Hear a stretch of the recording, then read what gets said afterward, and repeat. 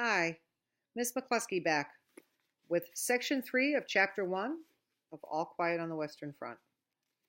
Don't forget, you're still keeping up with your exposition log and your vocabulary log. You're looking for characters who are round and flat, and you're looking for vocabulary that has meaning.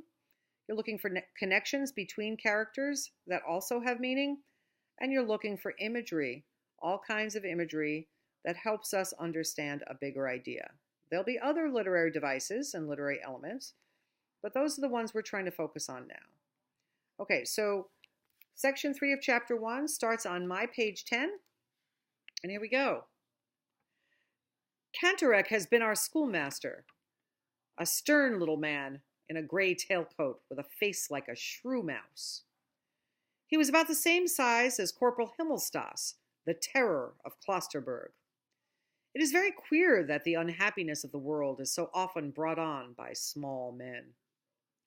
They are so much more energetic and uncompromising than the big fellows. I have always taken good care to keep out of sections with small company commanders. They are mostly confounded little martinets, little monkeys that are annoying. During drill time, Cantorek gave us long lectures until the whole of our class went, under his shepherding, to the district commandant and volunteered. I can see him now, as he used to glare at us through his spectacles and say in a moving voice, "Won't you join up, comrades?" These teachers always carry their feelings ready in their waistcoat pockets and trot them out by the hour. But we didn't think of that then. There was indeed one of us who hesitated and did not want to fall into line. That was Joseph Boehm, a plump, homely fellow. But he did allow himself to be persuaded, otherwise he would have been ostracized. That means everybody would have made fun of him and bullied him.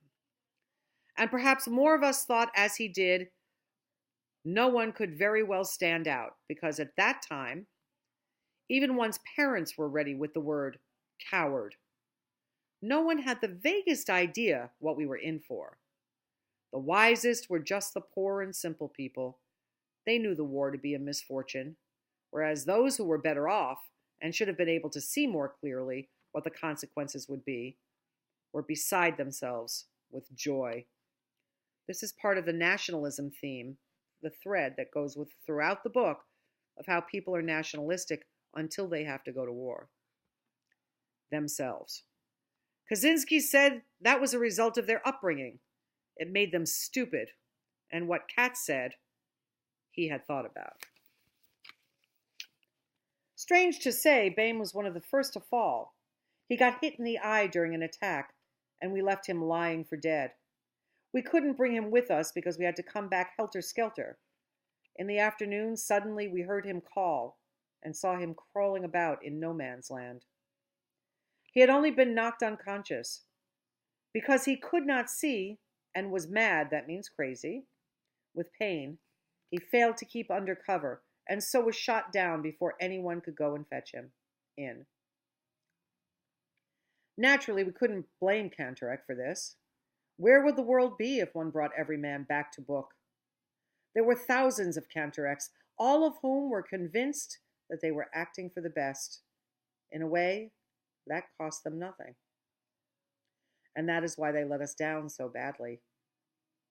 For us lads of 18, they ought to have been mediators or guides to the world of maturity, the world of work, of duty, of culture, of progress, to the future. We often made fun of them and played jokes on them, but in our hearts, we trusted them. The idea of authority, which they represented, was associated in our minds with a greater insight and a more humane wisdom. But the first death we saw shattered this belief. We had to recognize that our generation was more to be trusted than theirs. Interesting. Like you guys, right? They surpassed us only in phrases and in cleverness. The first bombardment showed us our mistake, and under it, the world as they had taught it to us broke in pieces. While they continued to write and talk, we saw the wounded and dying. while they taught that duty to one's country is the greatest thing, we already knew that death throes are stronger. But for all that, we were no mutineers. We weren't cowards. We didn't abandon our people. No deserters, no cowards.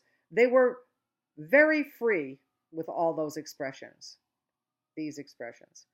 We loved our country as much as they. We went courageously into every action, but also we distinguished the false from the true. We had suddenly learned to see, and we saw that there was nothing of their world left. We were all at once terribly alone, and alone we must see it through.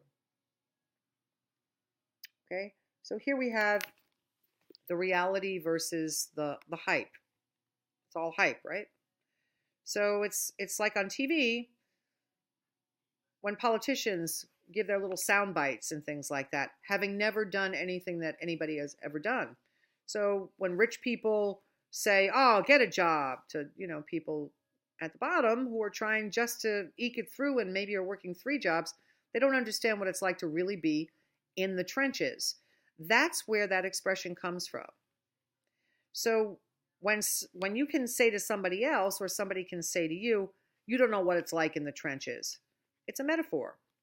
So there's a metaphor that you cannot use on your challenge sheet because it's something I told you about, but it's a good example of how we use metaphors and similes every day in our images in order to explain our experiences of our lives. We're in the trenches.